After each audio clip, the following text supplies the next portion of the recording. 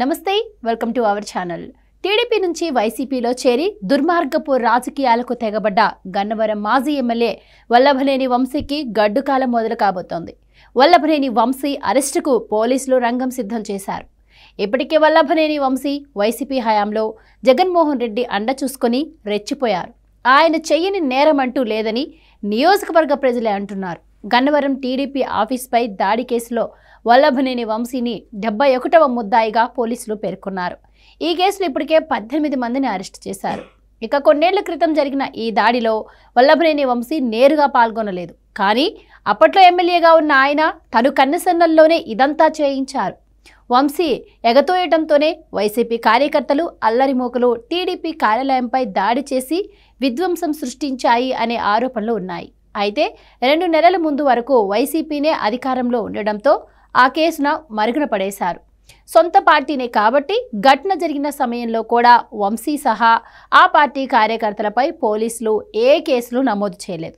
పైగా టీడీపీ శ్రేణులపై కేసులు నమోదు చేశారు. వంశీ సొంత మనుషులుగా చెలామణి అయిన గన్నవరం పోలీసులు ఈ కేసులో వైసీపీ నేతలపై ఎలాంటి చర్యలు తీసుకోలేదు. ఇక ఇప్పుడు కూటమి ప్రభుత్వం అధికారంలోకి వచ్చిన వెంటనే వంశీ అరాచకాలపై ప్రత్యేక దృష్టి సారించింది.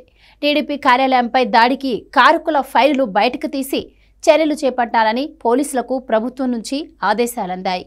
అలా పోలీసులు గత నెల 9న బాపులపాడు ఎంపీపీ నగేష్ సహా 15 మందిని, తర్వాత మరో 3గురిని అరెస్ట్ చేశారు. మిగతా వారు పరారీలో ఉన్నారు. కానీ వంశీ సహా ఇంకొందరు కీలక నిందితుల్ని వదిలేశారని టీడీపీ శ్రేణులు నిరసనలు చేశారు. మరోవైపు వల్లభనేని వంశీ టీడీపీ అధినేతపై వ్యక్తిగత వ్యాఖ్యలు చేయడంతో అధిష్టానం కూడా వల్లభనేని సీరియస్గా తీసుకుంది.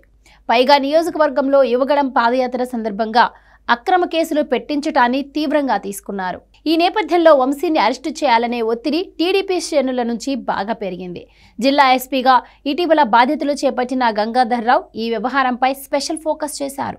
వల్లభనేని వంశీ కుటుంబం హైదరాబాద్లోనే నివసిస్తూ ఉండడం, ఎన్నికల ఫలితాల తర్వాత ఆయన కూడా అక్కడే ఉన్నట్లు తెలియడంతో పోలీసులు అరెస్టుకు రెడీ అయ్యారు. గురువారం 3 ప్రత్యేక బృందాలు హైదరాబాద్ వెళ్లాయి. అయితే వంశీ ఇప్పటికే అమెరికా వెళ్లిపోయి ఉంటారనే ప్రచారం జరుగుతోంది.